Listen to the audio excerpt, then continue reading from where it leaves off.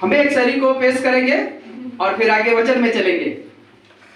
वतन हमारा ऐसा कोई ना छोड़ पाए, वतन हमारा ऐसा कोई ना छोड़ पाए, रिश्ता ऐसा ना कोई हमारा तोड़ पाए। दिल एक है जान हमारी, हिंदुस्तान हमारा है, हम इसकी शान है। दुश्मन का मेन कारण होता है कि हमें तितिर बितिर कर सके और तब वो हम पर वार कर सके। कुछ प्रभु के वचन से कुछ बातों को रखेंगे कि ताकि हम इस गणतंत्र दिवस में इस बात को सीख सके, और सिर्फ खाली हम लोगों के बीच में नहीं, पर हर एक के लिए संदेश है, संसार के लिए संदेश है कि इससे पहले कि दुश्मन हमारे राज्य पर आक्रमण करे या हमारे देश पर आक्रमण करे या हमारे ग्रुप पे आक्रमण करे या हमारे झुंड पर आक्रमण करे, वो सबसे पहला काम करेगा कि ताकि वो अलग अलग कर दे, ताकि वो अलग अलग कर दे। झुंड में वार नहीं कर पाएगा, झुंड में वो नाश नहीं कर पाएगा, झुंड में वो रह नहीं पाएगा। कई बार आप डिस्कवरी पे देखा होगा, जानवरों के बहुत सारे फेसबुक पे या बहुत सारे चीजों को देखा है। कई बार जब कोई जानवर अकेला रह जाता है, कभी बच्चा होता है, कभी जवानी का है ना हो, वो भी कई बार अकेले रह जाता है, तो वो इस पर वार करता है। और कई बार जब झुंड में कई बार वार भी कर दिए, या शेर किसी जानवर ने या किसी जंगली जानवर ने किसी पर वार कर भी दिया, तो पूरा झुंड एक साथ होकर उस दुश्मन को भगा देते हैं। भगाते कि नहीं भगाते? देखें कई बार वो सब मिलकर शेर, डिस्कवरी पे देखें, शेर को मार देते हैं, कई बार दुश्मनों को मार देते हैं। क्यों? क्योंकि वो एक साथ हैं। और आज हमारे देश का कारण यही होता है कि कई बार हम एक साथ नहीं रह पाते, एक साथ एकजुट नहीं रह पाते, एक साथ रह नहीं पाते हैं। और जब एक साथ नहीं रह पाते हैं तो कोई भी आकर तोड़कर चला जाता है। पवित्र शास्त्र इस बात का गवाह है कि एक को तो कोई भी प्रबल हो जाएगा। हालेलुया। एक पर तो कोई भी प्रबल हो जाएगा, पर दो उसका सामना कर लेंगे। एक को कोई चीज मार कर चलेगा, कोई गलत बात बोल के चला जाएगा, कोई कुछ भी बोल के चला जाएगा, पर दो जन सामना कर लेंगे। क्यों? क्योंकि घबराएंगे नहीं, अकेले घबरा जाएंगे।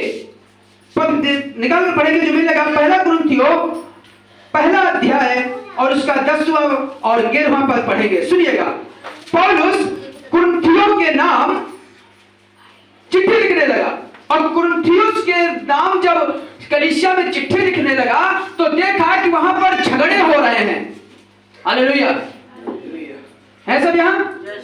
कुरिन्थियोस के नाम जब कलीसिया के नाम चिट्ठी लिखने लगा पौलुस, तो देखा कि वहां पर लोग झगड़े कर रहे हैं।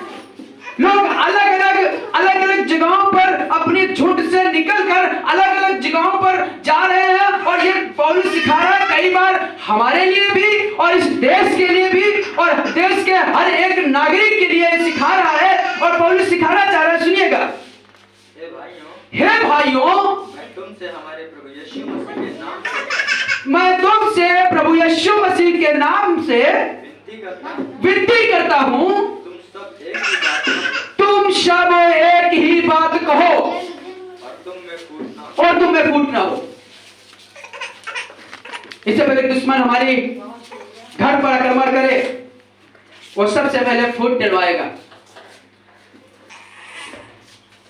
जब भी कभी कोई आक्रमण करता है तो हमारी चीजों पर फूट डलवाता है। पौलुस सिखाने लगा कि कलीसिया के लोगों के बीच में, झुंड के बीच में जब चीजें खराब होने लगी और लिखने कहने लगा, तुम्हारी एक ही बात हो, तुम में फूट ना हो, परंतु एक ही मन और एक ही मत होकर मिले रहो। देश का तोड़ने का कारण क्या है? फूट।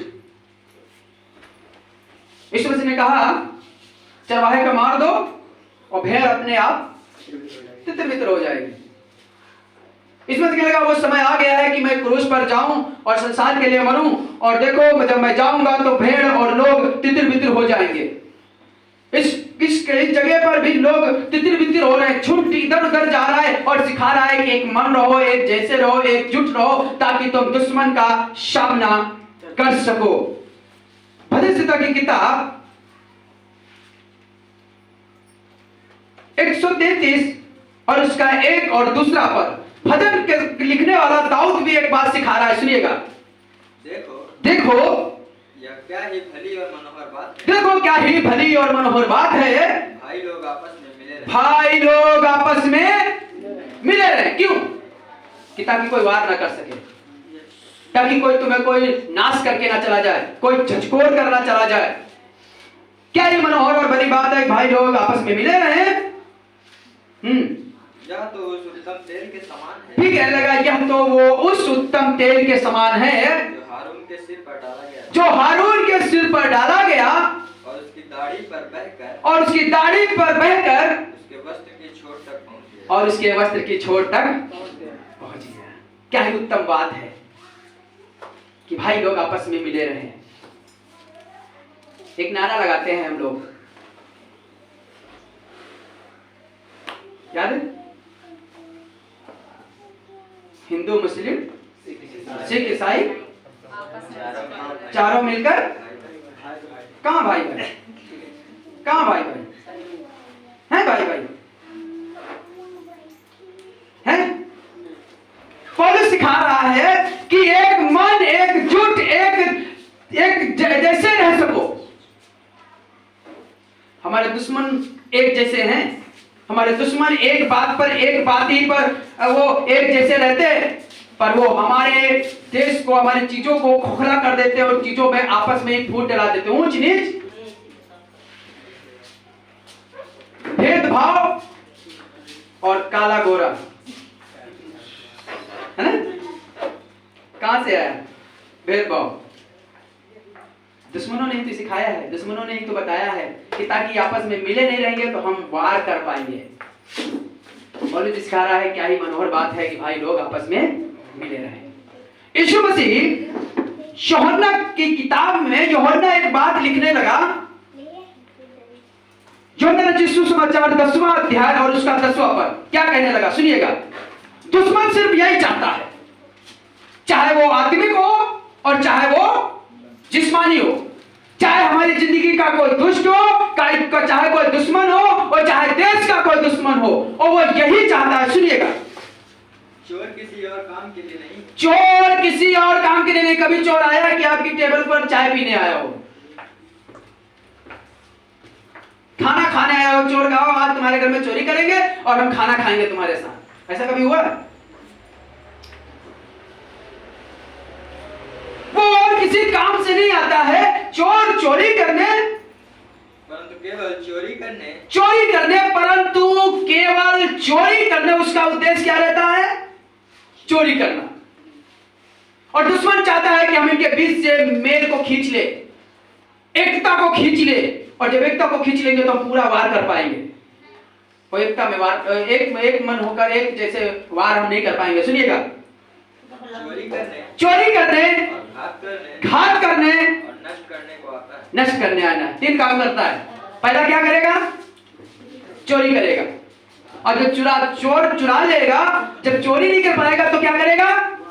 घात करेगा, वार करेगा, घायल कर देगा, और जब उससे भी नहीं जीत पाएगा तो आखिरी काम करेगा, नाश कर देगा। हमारे दुश्मन यही चाहते हैं कि हम अलग हो जाएं और हम पर वार कर सके, चाहे जिस्मानी हो चाहे आत्मिक हो।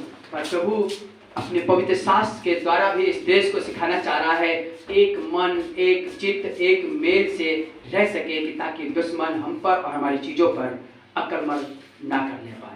अपनी आंखों को बंद करें और प्रभु से प्रार्थना कर सके।